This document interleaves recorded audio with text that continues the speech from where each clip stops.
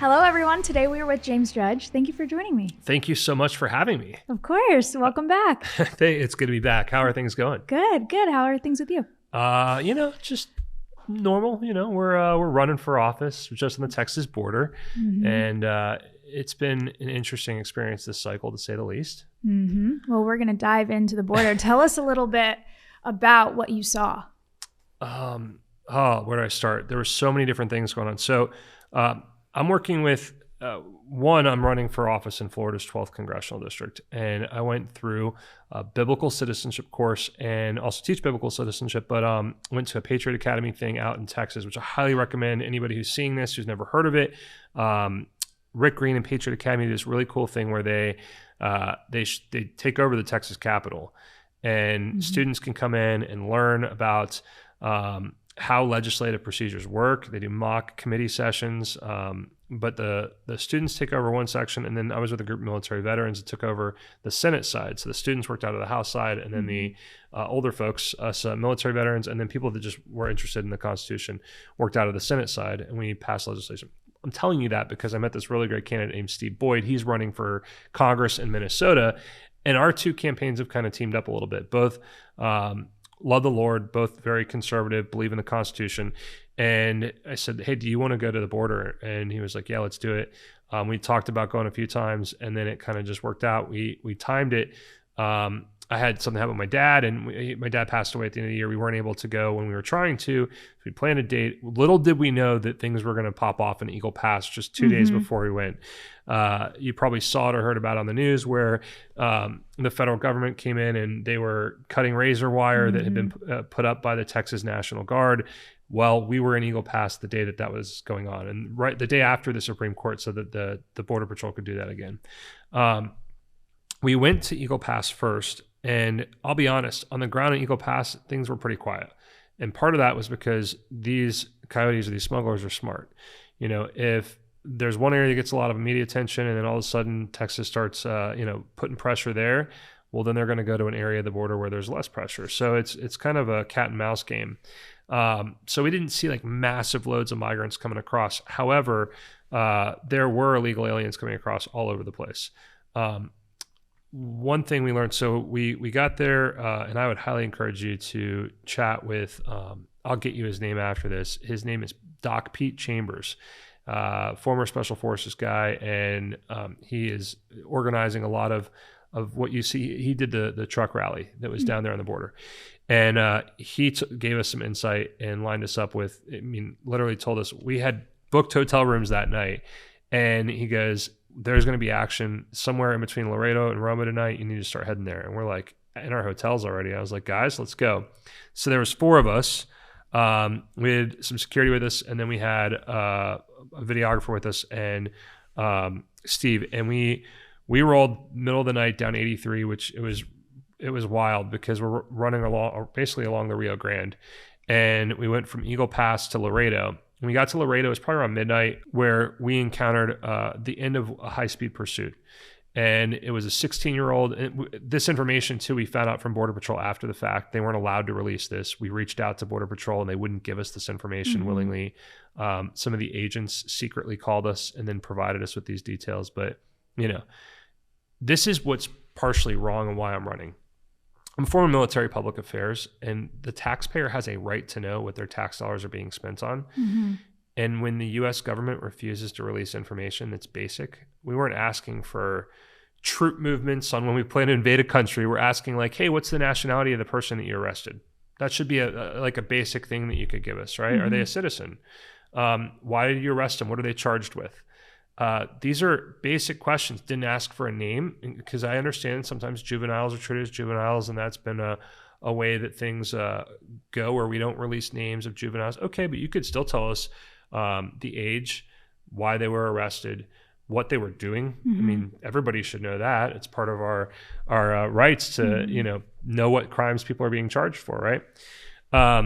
But they wouldn't do that. The agents called us separately and told us. So the 16-year-old who you'll probably see get perp walked in handcuffs, we just happened to be there passing through. We saw the lights. We turned around on the interstate, came back to where all the lights were, and uncovered the end of the scene. And one woman had tragically died that night.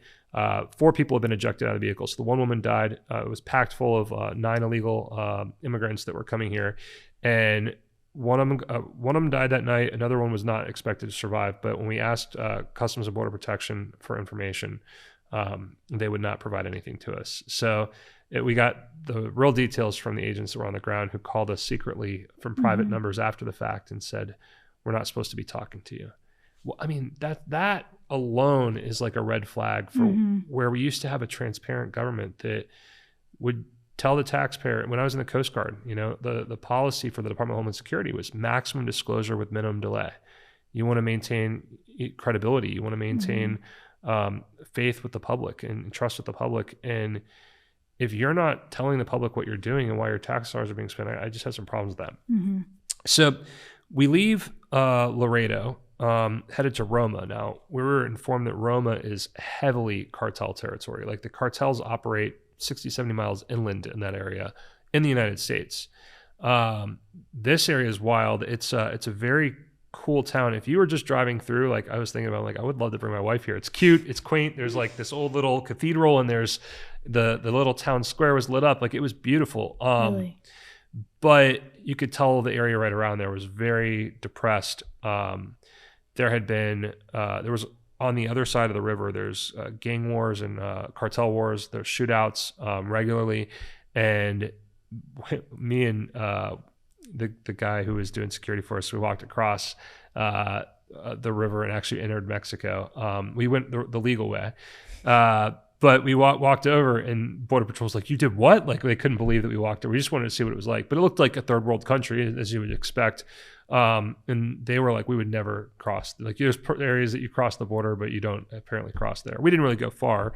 What was it like? Was there a line and people checking? No, we went actually at night. We walked over there just to check it out. And then we came back. Really, we wanted to see what it was like coming back to the United States. And when we went back into the United States, there were a line of people that were camped out on the bridge, and you'll see them, they're sleeping in tarps, like almost folded up like tacos, but they'll have the tarp clipped to the fence, and then they roll it up and put, and there's families, everything else. And those are asylum seekers that are trying to do it the legal way. Now, the U.S. government is still processing everybody the same. So what they don't know is those people that are, and I mean, this is sad, it's just the reality we're in. Those people are coming here seeking asylum, and many of them is still paid smugglers, but they're just doing it the right way. They're getting to the border checkpoint, and then hey, we're claiming asylum, and they tell them why. And that was a process that has been completely exploited and has been manipulated, and is now just, that's the way people are coming in. But they'll wait there for 2, 3, 4 weeks on top of that bridge, and they'll go get food in the town and come back. What's interesting is that people that are entering illegally and swimming across that river, or riding an inner tube across that river, or walking across, because there's times where it's low enough where you can walk across, they are coming in, and Border Patrol picks them up, takes them to a migrant processing facility. They get their fingerprints taken, their biometrics taken, which is a face scan, and then they get a court date and they get released. So they still get asylum. So the people that are, it's just like, this is the hypocrisy that we're continually seeing with this government, this administration, is that the people that are supposed to be doing things the right way are actually the ones that are suffering the most. And the people that are breaking the law, there's just no consequences for it. They come in, they get a court date for 1.5 to 7 years from now. And I asked a Border Patrol agent in Roma, we were looking into Mexico, we were standing there, and they were, when it's 9, 10 o'clock at night, supervisors aren't there. They'll chat with you and tell you what's going on, especially if it's just one-on-one. And I said, "How long have you been a law enforcement officer?"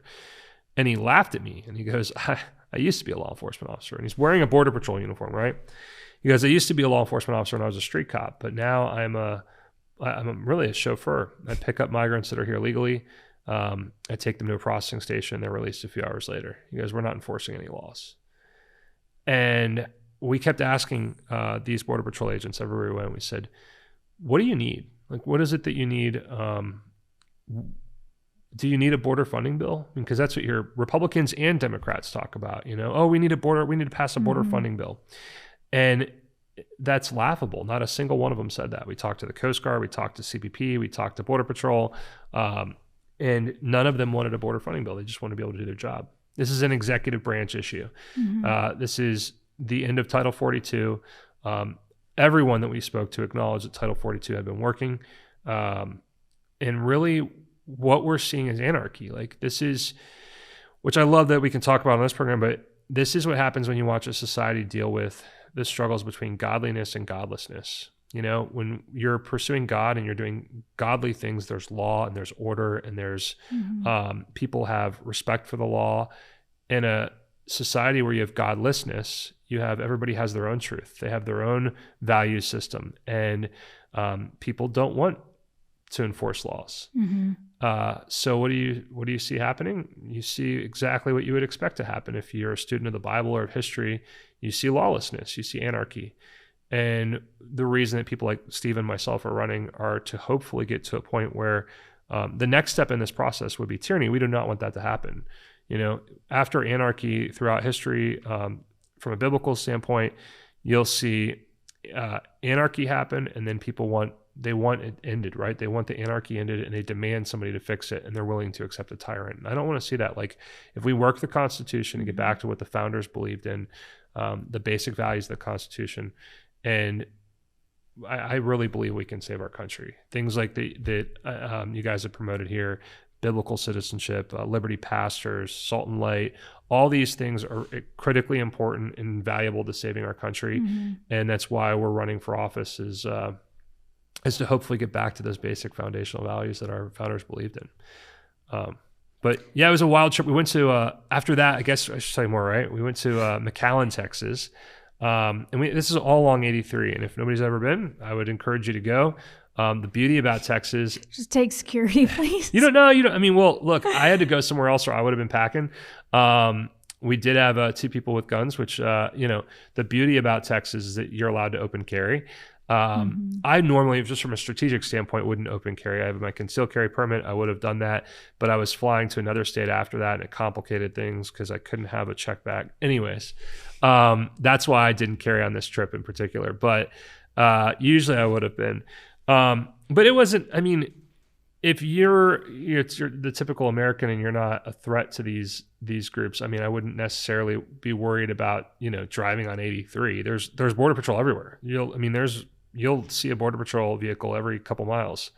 They're just not doing anything. What's funny is you can drive in Florida and you'll see Border Patrol on 75 in between, Dade City and Bushnell. And just north of Tampa, and Border Patrol have people pulled over, and they're enforcing the law over here, or trying to enforce the law over here. But this is strictly a policy decision being driven from the executive branch. Let me go back to something. We'll talk about McAllen in a second. One thing that I think is an interesting deal that you're seeing both Democrats and Republicans call for is this border funding bill. It's like, why? Like, we don't need to spend more money on the border. Every single time that something goes wrong, people are like, oh, we need to throw money at it. We keep throwing money at things, and it's not solving any problems. We have $34 trillion in debt, $210 trillion in unfunded liabilities, and Congress wants to keep printing money and, spending more. And I didn't understand why, but when we were outside of Laredo, it clicked for me. Like, I mean, I do understand why, but it's all a business, and everything is a business. You look at the way that Congress spends money related to big pharma. They contribute to Democrats and Republicans to pass whatever they want. That you wonder why there's a new flu shot every year. It's because the government pays for it, right? When the government is spending money, people will do whatever they want. And those elected officials that take contributions from these folks, in the case where I'm running against a guy who claims to be a Republican, he's taken 3,745 special interest contributions from BlackRock, Facebook, Disney, Target, Microsoft, Google, Pfizer, Johnson & Johnson. But you look at the Democrat opponent I ran against last time, she has contributions from all those same players. And you see that when you get outside of Laredo and you see what looks like a military base, but it's actually private security contractors. And it's a privately contracted migrant processing facility. And you're like, oh, that's why they don't want to shut this down. It's a giant business. And Republicans and Democrats are using this, what is actually a national security emergency. We've got millions of migrants illegally crossing the border in the United States. It's an invasion. That's really what it is. But they're using it for their own personal gain to fundraise, to raise funds for their party, to get people worked up over it. Mm-hmm. In the end, they both want to fund the private contracting firms. It reminded me of being over in Afghanistan or Kuwait and in Iraq, which been to all three, served in Iraq and Afghanistan, and we would always go through Kuwait. But you'd see these big, contracted facilities that were there to support our troops, and it was run by like KBR and Halliburton and these groups. And you go, oh, this is a business. Mm-hmm. Instead of having it over in Afghanistan or Kuwait or Iraq, we've just moved it to the United States, and now we've got these migrant processing facilities there. Could you explain how those private facilities get funded?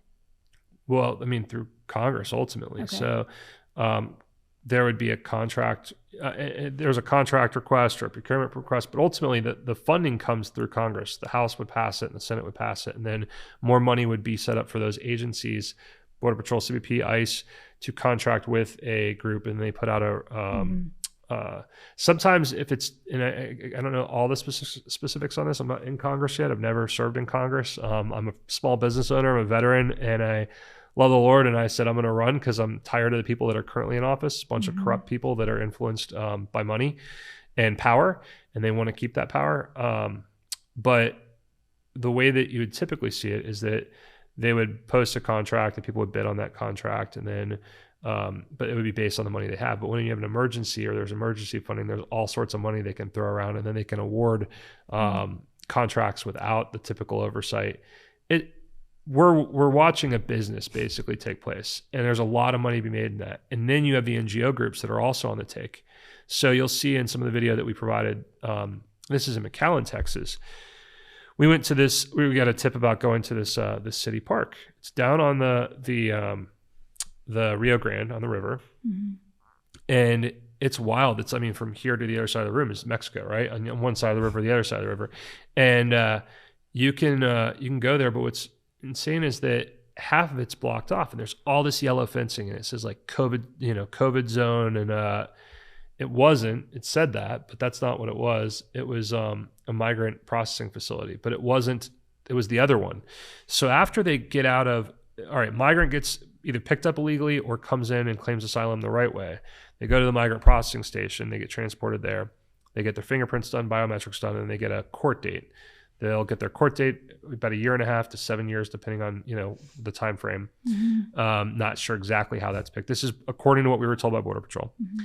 And then where do they go from there? A lot of them don't know where they're going, or they might know somebody somewhere. They want to go. And we talked to some Haitians that had just went through one of these, and they were coming to Miami, and they're in Texas, came from Haiti, went to Mexico, came in across the border there, got processed, went to McAllen. They're sitting at McAllen Airport sometimes for days, and they were coming over here to Miami, Florida.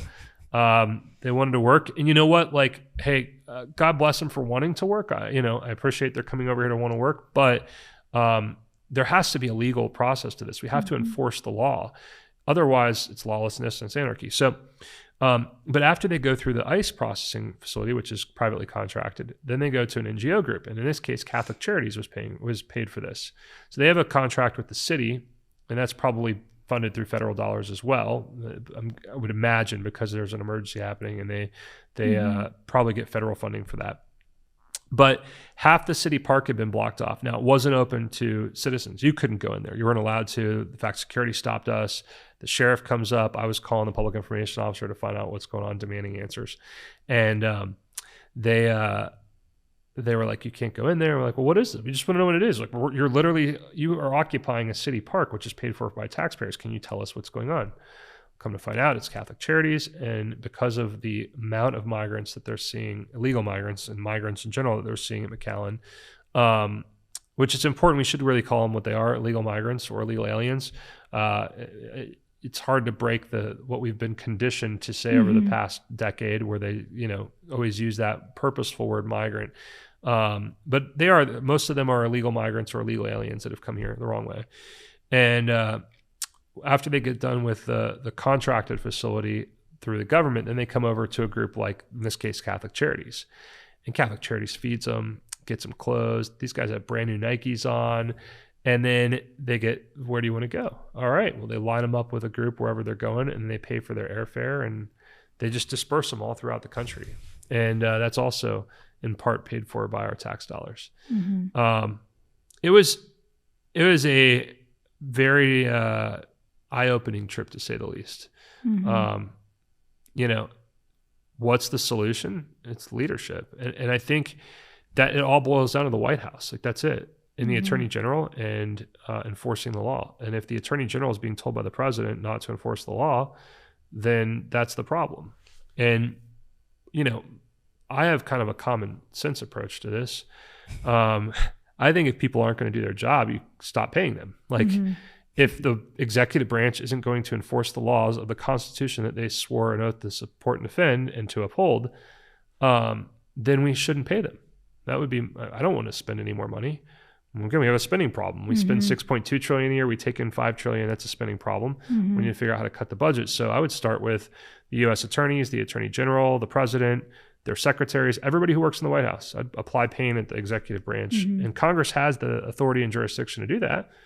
And I bet you anything within a couple weeks, when people aren't getting paid, there would be some change. But the people that are currently in Washington have no interest in doing that. And that problem is bipartisan. It's not a Democrat or Republican issue. It's just a uniparty establishment issue. And it's not just the border. It's pharmaceuticals. It's it's our military. Look at Ukraine. This latest bill, and I don't know when this is going to air. If it's going to be next week. Okay, so in a few days, we were recording this a few days before. But if you look at the bill that was just okayed, it was 2 or 3 days ago. By the time this is airing, a week ago, in the Senate, they're looking at a $66 billion funding bill for Ukraine, right? With some money going to Israel too. The problem with that is that is the entire budget of the United States Marine Corps and the United States Coast Guard combined for 2024. Like, that's the kind of money that we're talking about. You could literally pay 2 branches of America's Armed Services and all of the fees associated with running those branches, from ammunition expenditures for training purposes to fuel to maintenance of aircraft, everything, like purchasing new aircraft, ships, all that stuff you could pay for. And that's just another one of these bills that they're trying to pass. It's all follow the money. It's a giant business, and people on both sides are I would say corrupted by their desire to maintain power and to appease the people that are contributing most to them, which are the special interest groups. And unfortunately, that's, I guess, what I've learned throughout this whole process. It wasn't just the trip to the border, it's by running for office, but that's the big takeaway on this. So what do you tell citizens that are upset about what's happening on our southern border, but what do we do about it? Demand that your legislators change the way that they're doing things, get involved, attend. I think that this, I wish it was an easy answer. Like, I'm not going to lie to people, and like every other politician out there, and say, "Oh, elect me." Like, I would be a step in the right direction, but that's not going to solve things overnight. I'd be one of 435 members of Congress. Am I going to do a lot? No, I'm going to draw attention to it. I'm going to do things like this where we're talking about it and bringing attention to the issues.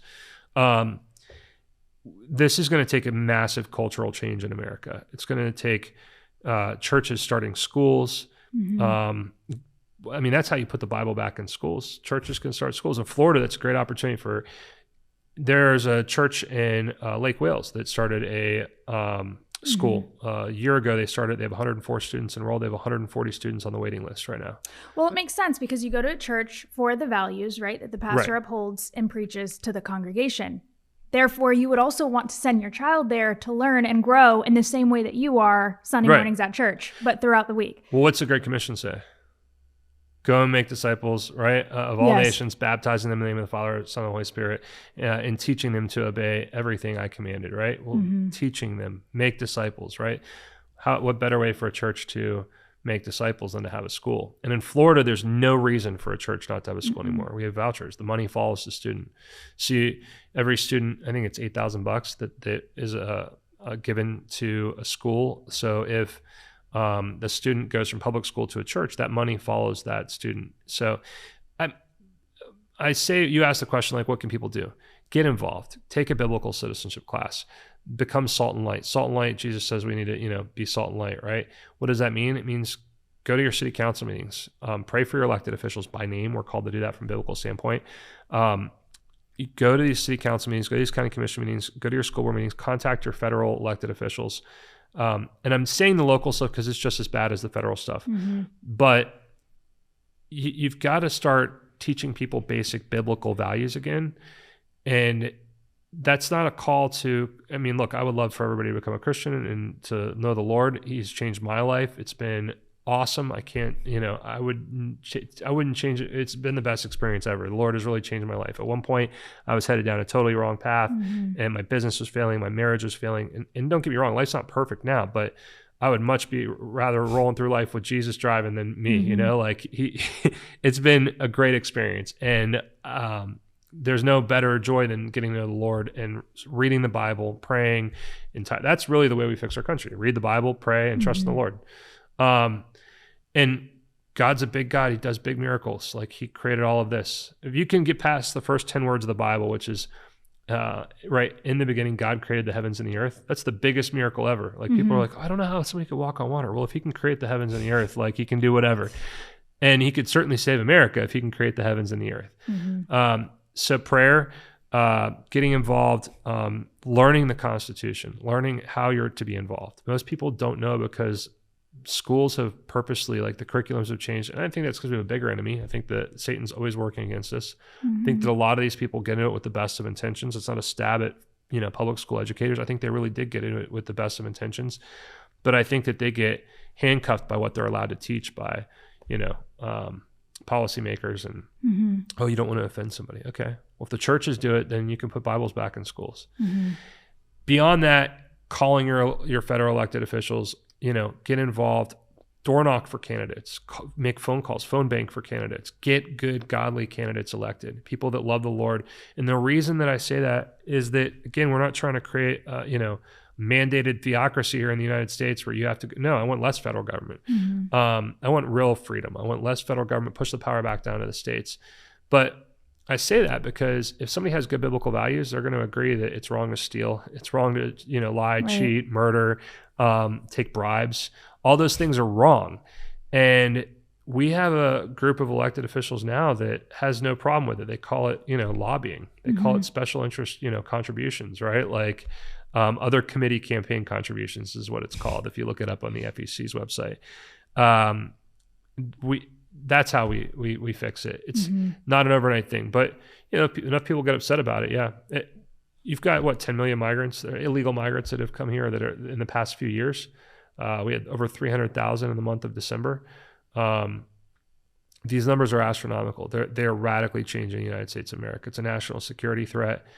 Everybody should be outraged by it. And instead, I don't think Congress really cares to fix it. This is worth shutting down the government over. And I'm not saying that because I think that that's a light thing to do. Like, this is a national security issue that has major implications. And we know that there are real enemies out there, even though the Patriot Act has been, now weaponized to use against Christians and all that stuff. But there are people out there, they're radical Muslim extremists that want to kill us. They talk about it openly. There's a lot of people out there that hate the United States of America, that hate our values, and they're coming across the southern border, and that's an invasion. And the people, this is the other thing. I mean, the people that are allowing this to happen are guilty of treason, you ask me. I mean, we should be holding them accountable. I don't know if enough people speak out and get upset about it, draw attention to it, and remember it on election day. They're not going to want people to remember this when elections come around. They'll try to distract with something else, and it'll be on to the next thing. But we'll try to keep fighting the good fight and reminding people about it. So hopefully we can get back to some law and order. Hopefully. And thank you for shedding light on all of that. Yeah, my pleasure. Thank you for having me. Of course.